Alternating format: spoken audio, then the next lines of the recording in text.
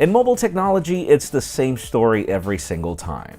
The media goes crazy over every hot new device, and after that review period wears off, so does the buzz behind that new toy you might still want to buy, but that now faces new competition.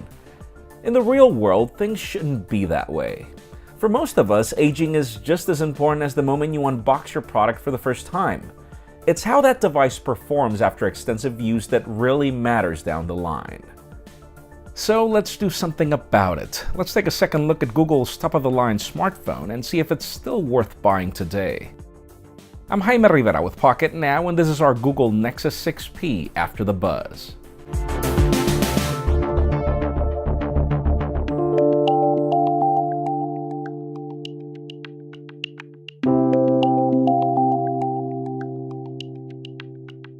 The Nexus 6P has marked my return to a pure Android phone ever since my beloved Galaxy Nexus. Google got kind of lost in its plan to defy technology through a pure Android experience with either phones that were too cheap or too expensive and large. 2015 has been the year of choice for Nexus devices, and before our crazy review season of this year, the Nexus 6P was my phone of choice. I was really glad to feel right at home with using it on my recent trip to China. Google's Project Fi is not only the least expensive way to go prepaid in the United States, but also an amazing roaming tool for just $10 a gigabyte abroad. I actually encountered trouble in my return flight from Shenzhen, and Project Fi saved my butt. And here's the thing about Google's approach to the Nexus 6P and Nexus 5X. For the first time in a while, this phone has gone beyond the ideal of pure Google and has focused on being useful to the user in ways that go beyond just launching a smartphone. In the looks department, the front of the phone continues to be as average a smartphone as can be, but when seen from the back, I still get asked what phone this is thanks to its uniqueness. That hardware hasn't aged perfectly though. This gold variant has fallen off my hands a couple of times, and the chamfer did not really survive that well. For spec heads out there, the internals could also spell dated flagship given how well 2016 has been in this department. About the only thing where the Nexus 6P beats others is in the speed of its fingerprint scanner, and how complete its always-on display is whenever it decides to work. Now, we have to remember that a Nexus smartphone is really designed to showcase Google software, and even here it's aged in a mixed way. This gorgeous 5.7-inch AMOLED panel continues to compete with others very well, and elements like the front-firing speakers contribute into making this a very immersive phone for content consumption. Sizes easy to train, and genuinely quick at unlocking your phone even from funky angles. The juice in the power pack has also proven to be quite enough to have peace of mind when consuming that content as well. Software elements like Google Now on Tap keep getting more useful and reliable as time goes by, and Google's stock applications have also received major updates in functionality since we reviewed it. The thing about this phone is that it's unapologetically large for day-to-day use. We've seen displays this large with more efficient bezels for added ergonomics.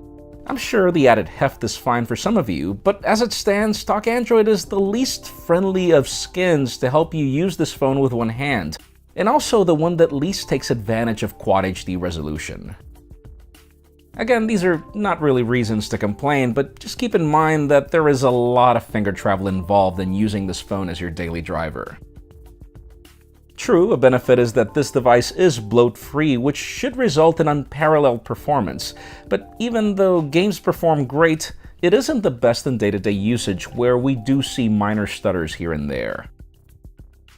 In previous software versions, we even had cases where the device would slow down to a crawl, but software updates have helped improve that. And that's really the cool thing about this smartphone overall. We know that if things don't work well right now, Google will update the software soon, and the promise of Android N is also coming up as well. One department where I continue to be delighted by the Nexus 6P is with its camera. This is actually the first Nexus I've ever used that takes photos comparable to its competition. Sure, recent comparisons with the Galaxy S7 have proven that photos on the 6P are somewhat darker in regular lighting. That being said, the f2.0 aperture and 1.55 microns on this 12.3 megapixel shooter do an amazing job at night. There are cases where the 6P produces better photos than competitors in that particular scenario, though keep in mind that this camera is much slower at taking the shot, especially if you're using HDR+. The 8-megapixel selfie camera can also delight in most cases, and we love that we don't need to fumble with switching off beautifying modes because this is Google, there's no need for that. Probably the only case where this phone's camera doesn't really compare with others is with video stabilization because, well, there is no optical image stabilization in the sensor, and you can clearly tell that the phone jitters a lot once you pull the footage into a computer. Overall, I'd say that this is a great camera for day-to-day photos, but only above average when it comes to video. And the words above average are probably the best segue to end our second look at this device. The Google Nexus 6P may not be the most advanced Android smartphone you can buy in 2016, but most of the things that it does, it can do almost as well as flagships today. It's hard to call this phone future-proof in the hardware department, but when it comes to software, even today this continues to be the best phone for those of you that want to try Android N early, or the next version that comes after that.